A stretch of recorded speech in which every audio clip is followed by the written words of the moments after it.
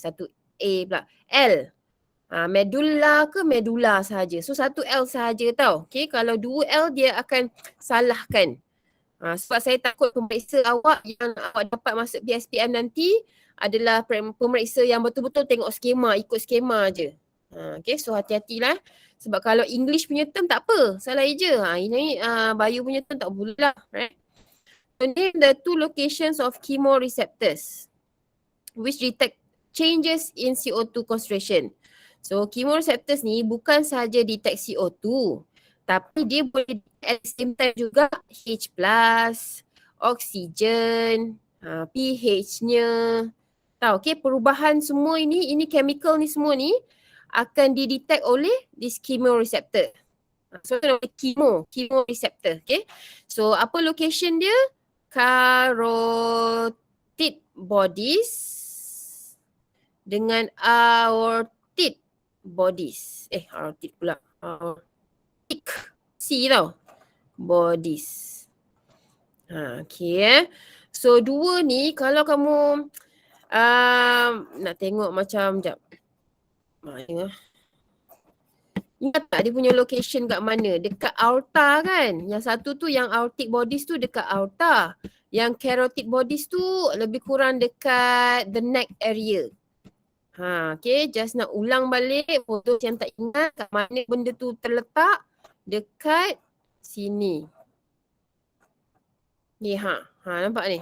So inilah dia carotid bodies. Okay, yang ini adalah aortic bodies. Okay, dia aorta. So bila darah lalu dekat situ akan didetect lah reseptor tu. Okay, selain daripada dua tempat ini, satu lagi adalah dekat sini. Sebab dalam nota ni dia kata nampak ni, chemoreceptor ada central dengan peripheral. Peripheral ni yang aortic dengan carotid tu. Okay, so yang central tu medulla oblongata. Okay. So itulah dia punya location dia tau. Boleh bayangkan So saya stop balik tadi mana? Yang ini stop. Kembali balik pada soalan tu lah. Sekejap. Ni. Okay. With carbon monoxide poisoning, the oxygen level in blood falls. Explain why carbon monoxide is considered as a dangerous respiratory poison. So awak salin dulu. HB has higher affinity towards carbon monoxide compared to oxygen. Okay. So HB combine with CO to form carboxyhemoglobin. Lepas tu lack of oxygen supply to cell causes cell death.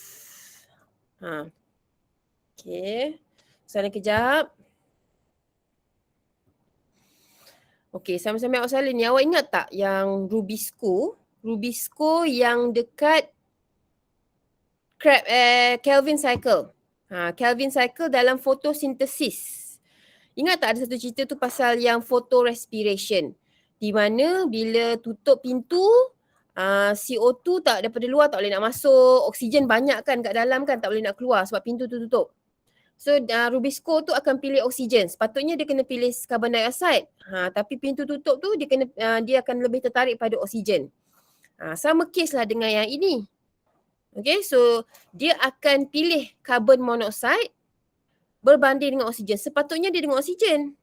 Bila dia dengan oksigen, so kiranya HB, bila dengan oksigen, dia akan bentuk yang HbO2 tu. Oksihemoglobin. Ni baguslah. Tapi kalau CO ada, dia akan bentuk karboksi. HbCO. Karboksihemoglobin. Okay, so dan inilah yang akan dibawa ke dalam darah. Darah bawa-bawa. So dia tak membawa oksigen padahal dalam badan kita memerlukan oksigen. So dibawa penumpang lain pula, CO ni pula. Dah kita punya sel kat dalam badan dekat kaki kita tu dah tak dapat oksigen. Jadi lama-lama dia akan mati. Sel tu mati menyebabkan dalam tu akan rosak lah. Tahu, okay? So cerita tu pun saya dah beritahu kat kelas lain. Contoh karbon monoksida ni yang paling simple adalah asap kereta. Orang boleh guna asap kereta ni untuk membunuh. Okay? Ataupun bunuh diri sendiri. So ada kes tu kan macam awak tengok cerita-cerita ke apa ke, dia tutup exhaust nak frust dalam percintaan. Frust dalam percintaan, orang tu break, clash dengan kita. Lepas tu nak bunuh diri dah ni kan. Lepas tu kita duduk dalam kereta, tutup exhaust kereta tu, tutup dia punya lubang tu kan. So nanti exhaust tu, dia punya asap tu, enjin hidup lah. So bukan saya mengajar tau, okay. Nak tunjuk situasi ni asap kereta tu akan masuk dalam kereta yang awak ada dalamnya tu. Dan lama-lama awak akan mula-mula pengsan, lepas tu menyebabkan lasas dalam badan awak tu, sel-sel tu tak boleh nak fungsi dah. Matilah kiranya. Sebab tu ada boleh kematian dalam kereta macam tu. Sama juga kes yang orang kata tak boleh tidur dalam kereta sambil hidup enjin tengah hidup. Sebab kes inilah, kalau macam sekejap tu saya rasa tak ada masalah. Macam setengah jam ke 1 jam ke memang susah lah. Okay. So itu menempah maut lah kiranya kan. So kalau macam nak nap sekejap, tutup mata 5-10 minit tu okey rasanya. Sebab buka tingkap lah, sebab tu orang kata buka tingkap. Sebab nanti oksigen boleh masuk. Okay, bukan saja karbon monoksida tu yang ada. Ni kalau orang tutup tingkap, buka aircon, tutup semua tu, karbon monoksida ni banyak lah, oksigen tak ada. Jadi yang kita punya hemoglobin ni akan pilih karbon monoksida. So nanti dalam badan kita akan kekurangan oksigen. Macam itulah, okay. Okay, sudah sempat salin. Okay. Dah. Okay, sudah settle. So soalan nombor 2 ni. Pasal lama. Lama dan human. Lama pula apa benda ni. Siapa yang tak pernah tengok lagi. Tunjuk kalau tadi tapi dah terbuang pula. Ni. Saya share for those yang tak tahu lagi, macam tak dapat nak bayangkan apa lama tu kan. Dia yang macam unta tapi yang pendek tu. Gini. Okay, so yang inilah dia lama dan dia duduk dekat kawasan yang berbukit-bukit lah, sejuk kan, kawasan sejuk. Okay. So nampak ni dekat kawasan sejuk. Okay. So ingat tu sebab ada kaitan lah sikit. Okay, kembali balik pada kita punya soalan.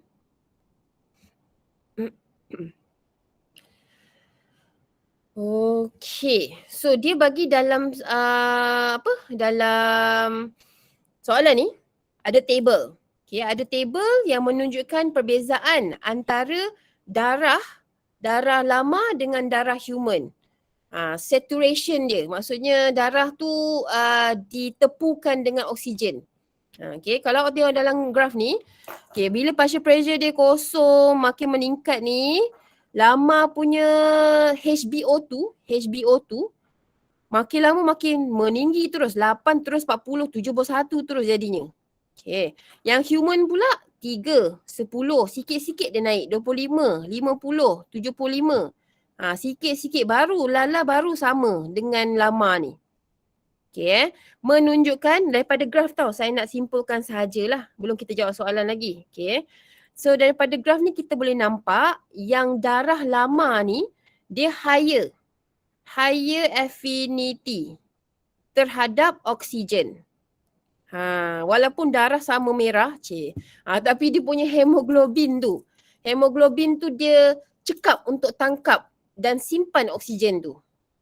Sebab dia duduk dekat kawasan yang tinggi, yang sejuk. Sebab tu dia kena simpan oksigen yang dibawa tu. Okay. So kalau awak nampak sini, dia punya higher HB tu lebih cepat untuk tangkap, untuk tepu dengan oksigen. Kita padahal baru nak 25, 50, 75 tu lah. Okay, so itu daripada graf. So kita jawab soalan A. Lukis. Okay, so lukis. Yang ini adalah macam biasa, partial pressure of oxygen. Okay. Yang ini adalah percentage of HbO2. Make sure, sebab saya pun tulis short form kan. Dalam exam awak kena buat full lah tau. Okay. Kalau saya menyemak student punya soalan, jawapan masa PSPM tu, kalau student buat macam ni, saya bagi je. Okay. Tapi takut orang lain. Yang betul-betul kena tengok skema tu kena follow tu. Yeah, so sebab yang menanda awak ni bukannya pensyarah. Kejap. Aduh. Tak habis-habis. Sabar.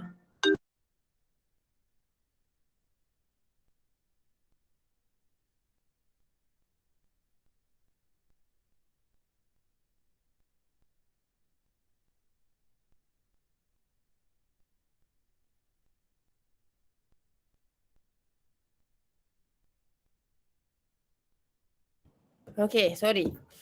Apa tu tadi? Ni. Okay, so graph.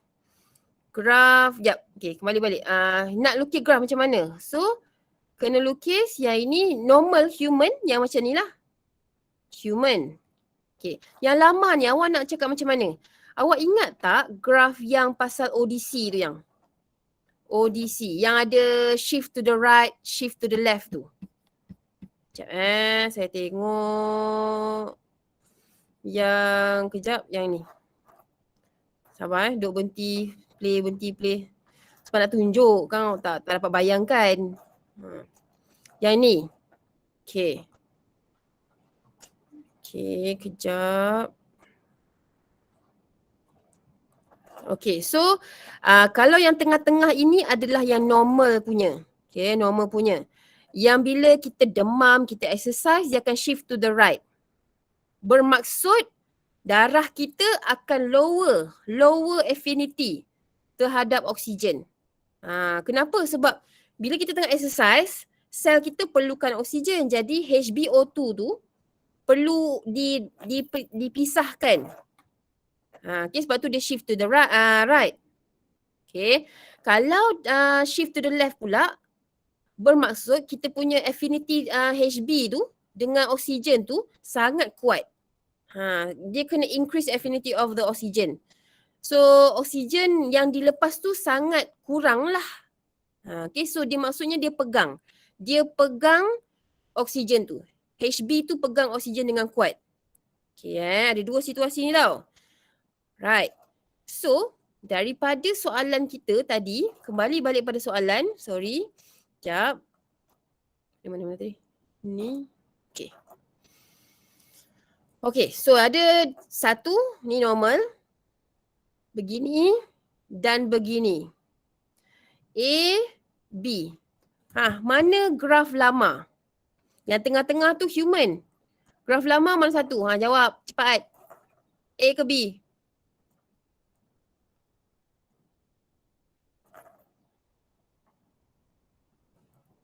Ada orang ke tidak ni? A ke B? Okay, betul. Yang A lah. Sebab darah lama ni dia kena high affinity. Dia kena pegang oksigen dengan kuat. Jadi, graf dia macam ni. Janganlah kamu buat A. Kamu jawablah. Lama sini. Tahu? Faham tak? So, kalau darah tu dia low affinity, dia kena lepaskan oksigen tu, dia kena shift to the right. Yang sebelah sini tadi tu. Yang ini. Tahu, okay? Sebab memandangkan darah lama ni, dia pegang oksigen dengan kuat. Nampak ni? Masa 5 ni pun dia dah boleh pegang 71. Nampak ni sekejap. Masa oksigen partial pressure dia 5. Yang 5 ni, sekejap. 5 ni, dia dah boleh pegang 71 hemoglobin, HbO2 dia. Percentage. Padahal kita baru 25. Yang 7 dia dah 85. Kita baru 50. Macam tu. Okay, sebab kemampuan darah dia untuk menangkap oksigen dan pegang oksigen tu. Okay. So dah jawapan macam ni lah. So jap ni jangan lukis. Kau lukis juga ni gang. So macam ni je lah. Okay. Nak tanya, berdasarkan inilah pengetahuan yang saya cerita duk pompang-pompang ni, kalaulah yang lama ni sangkut dalam lift dengan kita, dengan human, siapa yang mati dulu? Jawab. Siapa yang mati dulu? Human ke lama? Human. Human lah. Yes, human. Sebab human ni tak boleh nak biasakan darah kita ni tak biasa dengan kandungan oksigen yang terhad. Kita duk relax macam ni je kan. Ada je oksigen tapi bila tersangkut dalam lift dalam waktu yang lama, kalau ada lama sebelah tu memang lama tu akan survive lah, awak akan mati. Unless kalau awak bunuh dia sendiri, makan kat situ. Kalau lapar kan. Okay. So, lagi satu cerita. Pasal ni lah, orang kita yang duduk kat bawah ni, dengan orang yang selalu duduk dekat Cameron Highland, yang memang duduk kat situ. Cameron Highland, Genting Highland yang duduk kat atas-atas tu lah. So, diorang kalau perasan, kalau kita pergi ke Cameron Highland, jalan-jalan sikit dah mengah, dah tercungap-cungap. Sebab bukan kita gemuk, sebab kita dah terbiasa dengan kawasan yang banyak oksigen. Dekat atas tu kurang oksigennya. Okay. So, apa tu? Lepas tu kita dah tercungap-cungap. Padahal orang yang kat sana dah biasa je dekat kawasan situ. So, darah diorang dah adapt dekat situ macam tu. Keadaan yang begitu. Okay. Sama juga kalau sukan Olimpik, yang macam selalunya kita nampak menang adalah China kan. So China dia banyak berlatih sukan tu dekat kawasan yang sejuk. Atas-atas bukit, atas-atas gunung. Lepas tu awak tengok cerita-cerita pun dia orang berkungfu-kungfu pun dekat gunung-gunung semua tu kan, bukit kan. So sebab apa? Sebab dia orang nak biasakan dengan kawasan yang kurang oksigen. Jadi bila dia orang datang sini, turun sini, Olimpik, so memang dia orang akan menang lah. Memang dia orang bertahan lebih lama lah. Macam tu. So, gitulah. So, gitu. Explain the difference between the two curves. So, ODC of lama, HB is shift to the left of ODC of human, HB. Awak explain macam tu je. Dia shift to the left ke shift to the right? Macam tu. Okay, kalau soalan tanya yang gini. Okay, dah. So how do you explain the effect of altitude on your answer given in 2B? Altitude, kita cerita pasal altitude. Altitude ni maksudnya macam ketinggian lah. Ketinggian, kandungan oksigen kat kawasan tu. Okay. So, jawapannya tak apa, salin dulu. Higher altitude. Higher altitude contain less oxygen. Nampak? Ayat pertama ni dah menunjukkan yang kawasan pergunungan ke bukit-bukit tu dia mengandungi kurang oksigen. Okay, dia kurang oksigen. Lepas tu, lama HB has to be efficient to load HB with oxygen even at low partial pressure of oxygen. Okay. Ramai student juga yang pernah saya tengok lah, pernah saya tanda, dia akan jawab macam ni. Yang ni kan, bahagian ni, at low partial pressure of oxygen ni, dia jawab at low concentration of oxygen. Tu salah tau. So awak jangan anggap yang konsentrasi oksigen dekat dalam udara ni, jangan guna term konsentrasi. Dia kena guna pressure, partial pressure. Tahu, even pasal benda ni pun boleh menyalahkan ayat, awak punya ayat lah. Kalau awak buat concentration tu memang salah lah. Saya tak boleh lah nak bagi awak betul. Okay. Kalau kes-kes macam tu memang dah salah lah penggunaan dia. Tahu. So kena partial pressure of oxygen. Partial pressure of CO2. Kalau awak perasan dalam topik ni banyak pasal partial pressure je. Tahu Okay, so yang untuk poin kedua ni dia cerita lama punya hemoglobin kena efisien untuk menangkap hemoglobin tu. Menangkap oksigen. Okay, menangkap oksigen walaupun kawasan dekat luar tu sikit oksigen. Alright. Okay. Dah ke? Boleh? Okay. Next. So which hemoglobin is more efficient in picking up oxygen molecules? Jawab apa? D ni. Harapnya betul lah. Untuk cerita-cerita ni tak faham juga, tak tahulah. Apa jawapannya D ni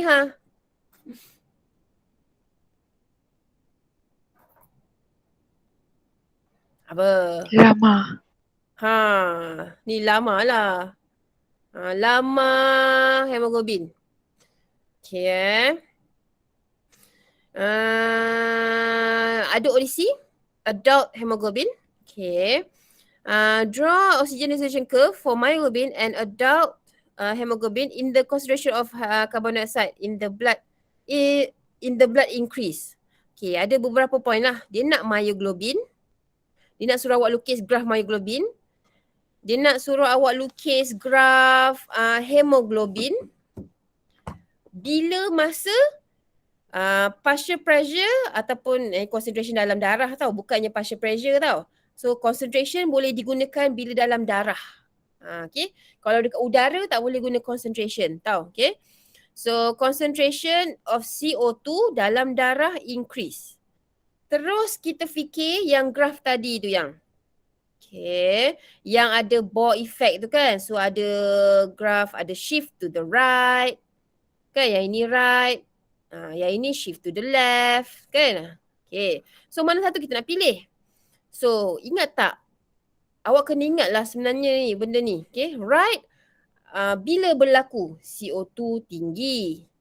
H plus tinggi. pH rendah. Oksigen pun rendah. Okay. So dalam soalan ini dia minta CO2. Bila CO2 increase. Jadi kita ambil situasi inilah. Shift to the right. So graf awak akan jadi begini. Ternaik pula. Ini macam tu. Okay, so itu adult hemoglobin. Okay, so yang myoglobin pula macam mana? So myoglobin ni kamu kena ingat graf dia hyperbolic. Hyperbolic. Bermaksud dia bukan bentuk sigmoid. Bukan bentuk sigmoid. Sigmoid macam S macam tu kan. Dia hyperbolic, dia bentuk macam straight pom jatuh. Gitu. Tahu So ini labelkanlah lepas awak dah lukis tu, jangan lupa label. Yang ini adult hemoglobin. Yang ini adalah myoglobin. Myoglobin. Okay, dapat. Alright, so next, explain the graph drawn for myoglobin. Okay, so explain the myoglobin has higher affinity for oxygen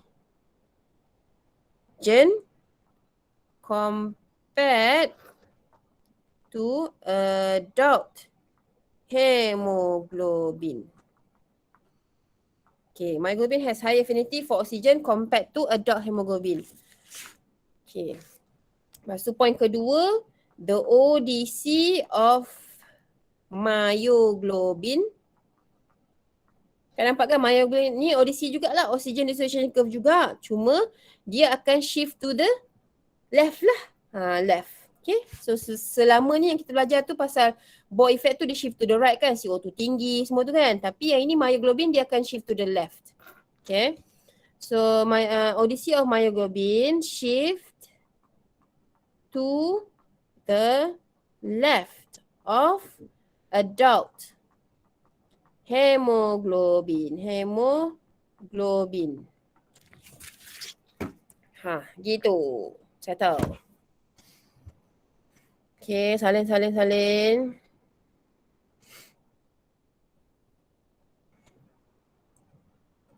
Okay, ni pun cerita ni saya ada cerita juga dengan kelas lain. So, kena ceritakan dengan awak jugalah. So, pernah tak tengok cerita kan? Kejap. Kita dah tengok bandingan antara adult hemoglobin dengan lama hemoglobin. Okay. Ada juga dulu, silibus tu dia ada cerita pasal adult hemoglobin dengan baby ataupun fetus punya hemoglobin. Okay. Apa cerita dia? Just nak bagi tahu info je lah. Okay. Walaupun dah tak belajar tapi just info lah. Real life punya information berkaitan dengan real life. So kalau ibu mengandung terlibat dalam kemalangan, awak perasan tak? Kadang tu kalau ibu tu meninggal pada waktu itu, pada waktu kejadian tu lah dia meninggal, tapi baby tu masih boleh diselamatkan. Kenapa? Sebab baby punya hemoglobin ni mother lah. Mother punya hemoglobin. Baby punya hemoglobin dia akan shift to the right. Dia shift to the right. Sebab dia dalam perut. Jadi dia darah dia kena high affinity towards oxygen. Sebab yang banyak oksigen tu adalah maknya. Maknya yang tukang sedut udara bawa masuk ke dalam badan baby. So dia kena, darah dia ada adaptasi untuk mudah tangkap oksigen dan simpan oksigen tu. Okay. Sebab tu kalau kes-kes kemalangan ke apa, ada ibu mengandung, kalau baby tu dah cukup umur dalam 37 ke atas, 37 minggu ke atas ataupun 36 tu ke atas tu pun kita boleh selamatkan. Doktor akan cuba untuk selamatkan baby tu. Maksudnya sama ada kena terus caesar lah. Okay. So apa tu, sebab baby tu ada chance untuk dia boleh hidup lagi. Macam tu lah. Okay, so itu kaitan dengan real life. So kadang tu kalau macam sama juga macam kes yang hari tu kan yang cerita pasal CPR tu. So kenapa dia kena cium orang tu, sebab dia nak bagi CO2 dekat orang tu. Kadang tu bila awak tengok cerita kan, movie ke apa ke, bila dia buat macam tu kaitkanlah dengan yang kita ni kan, walaupun dah tak ingat sangat ke apa ke, nanti awak masa universiti pun awak mungkin tak further bio ke apa ke, at least you know. Adalah juga, pernah lah belajar tu juga. Gitu. Okay. Okay, sebab bio kan live. Okay. Macam itulah. Okay, so 3. Kalau fizik saya tak tahulah. Kuatlah pula. Okay, tak apa. Nombor 3, pasal transport of CO2. Okay. So transport of CO2 kan ingat kan ada 3 cara kan. Okay, so 3 cara. Dissolve in plasma. Cara pertama, dissolve in plasma. Lepas tu yang cara kedua adalah yang masuk dalam red blood cell kan. Tapi tambah dengan air. Kan? Lepas tu dia ada enzim. Sebab cara kedua ni yang paling banyak, betul tak? Okay. Lepas tu yang cara yang ketiga. Dia masuk dalam RBC juga tapi dia gabung dengan amino group. Okay. So daripada apa lagi ya? Tak adalah. So kita tengok pada soalannya terus. Okay. Dia tanya apa itu 1, 3, J dan K. So daripada sini kita label terus lah Okay. Okay. So 1. Apa ni? Jawab. Naklah bercerita ni Tolong saya jawab benda. 1.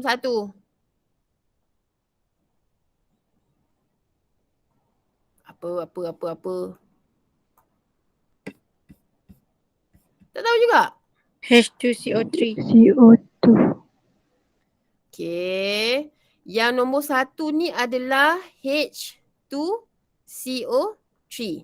Kalau awak dalam exam kan jawab H2CO3, sebab dalam skema ni dia buat nama penuh yang. So kena buat nama penuh. Kalau awak jawab H2CO3 memang betul tapi saya takutlah dia takkan bagi markah kat situ. Carbonic acid. Okay, sebab CO2 gabung dengan H2O akan bentuk yang inilah H2CO3. Tapi kena tahulah apa namanya. Tahu carbonic acid. Okay. So nombor 1 carbonic acid. Nombor 2 apa dia? Walaupun dia tak tanya tapi saya nak tanya juga. Apa dia nombor 2 ni Carbon dioxide. Carbon dioxide bukan. Lain. Okay. Nombor 2 tu yang. Carbon dioxide kat atas ni. Nombor 2 ni dia pecah jadi O2 dengan something else. Nombor 2 ni. Takkan tak ingat. Siapa? Anyone wants to try? Tak ada? Alah, tak ingat ke?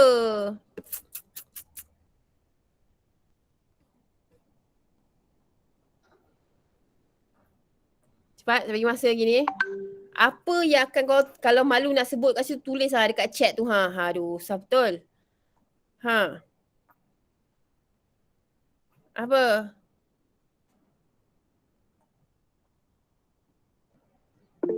Hemoglobin. Yes. Okay, so HbO2. Tiba, okay. Ya, betul.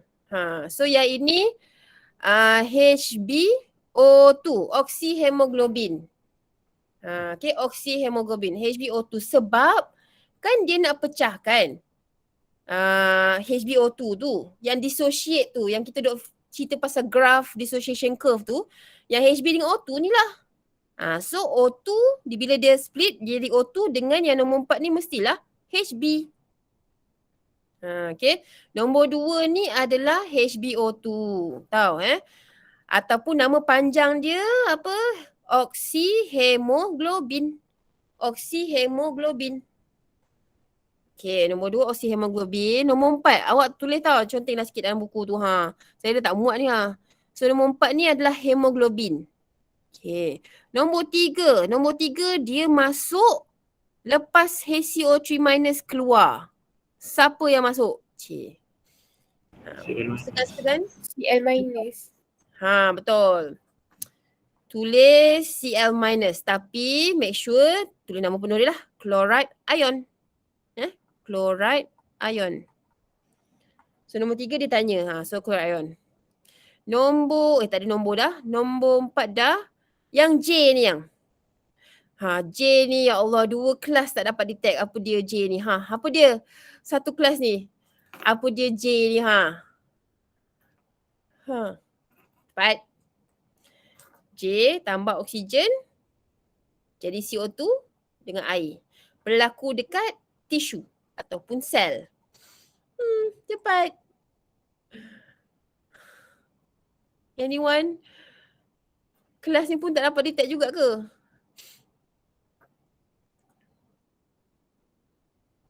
Apa J? H2CO3. H2CO3 bukan. H2CO3. Bukan. Lain. H2CO3 kat belakang sini dekat darah ni. H2CO3 ni.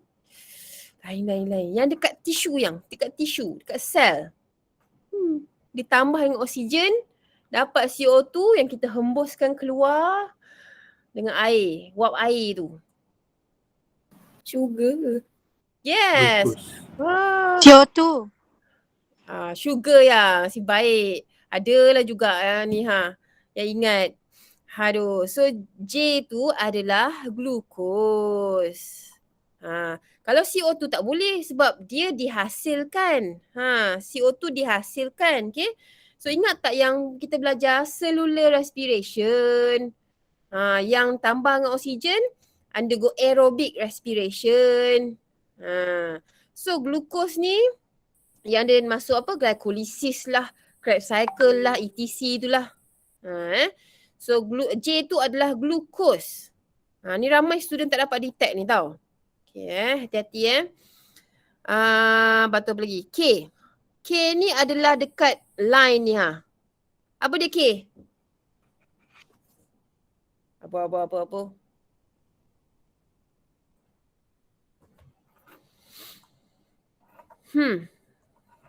Mungkin saya padam, tak nampak sangat. Awak ada buku kan sebenarnya? Boleh je nampak. K tu, apa dia? Dia terletak antara reaction tu. Enzyme. Enzim, betul. Tapi enzim apa? Ingat juga. Kena ingat. Cepat. Cuba ingat. Start pada huruf C. Dah bagi clue dah. Anhydrase ke? Carbonic Carbonic anhydrase. anhydrase. Tengok ejaan dah salah. Anhydrase. Huruf A kecil tau. Tiba-tiba A besar pula. Anhydrase.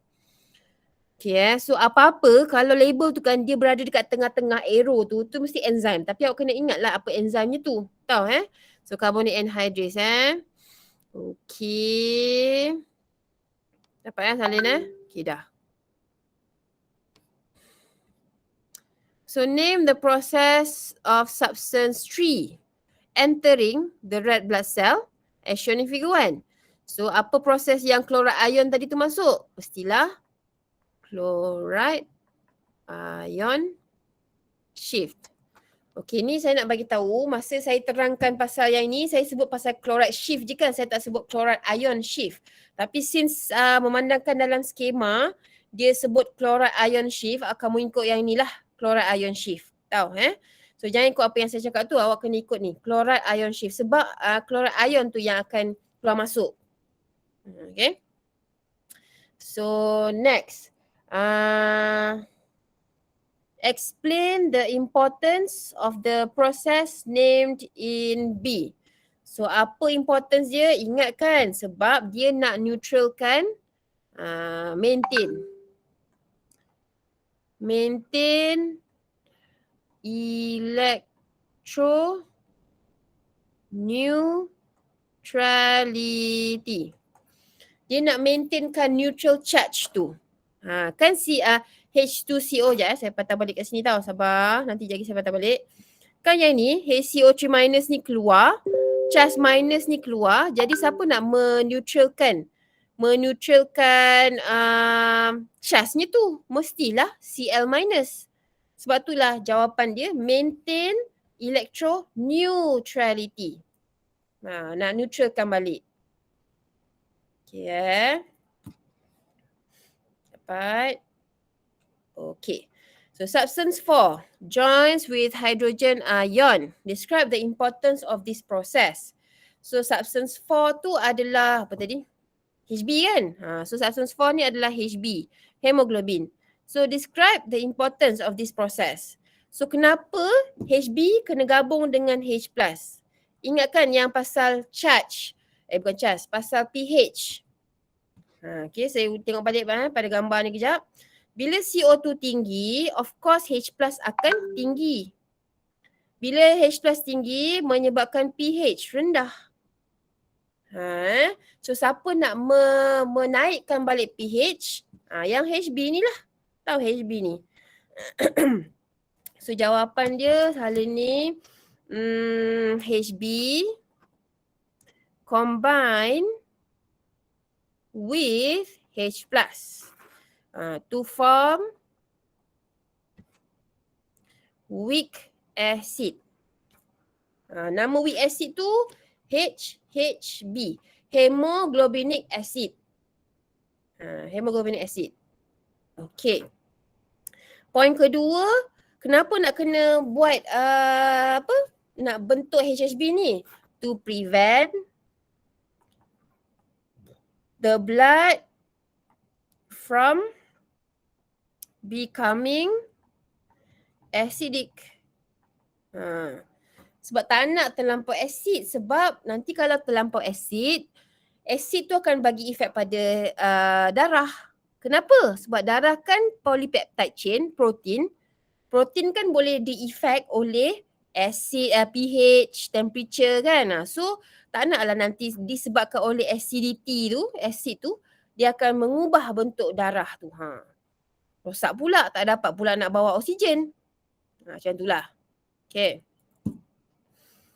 Okay, so tu 2 markah Okay, dapat tak? Okay, last question. Yang ini. Okay. So, state the following advantages of erythrocyte characteristics that are related to their function. So, lack of mitochondria. Kalau erythrocyte tu tak ada mitochondria, jadinya dia bawa oksigen dan oksigen tu tak digunakan oleh mitochondria. Okay, so cannot use oxygen carried by hemoglobin. Rugilah nanti. Padahal kita nak bagi oksigen, mitochondria kita nak bagi sel dekat kaki contohnya tu. Tapi mitochondria ni pula ambil. Okay. Lepas tu dia tak ada mitochondria dalam darah. Dalam sel darah tu. Okay, biconcave shape pula. Of course, untuk increase surface area for effective oxygen and CO2 diffusion.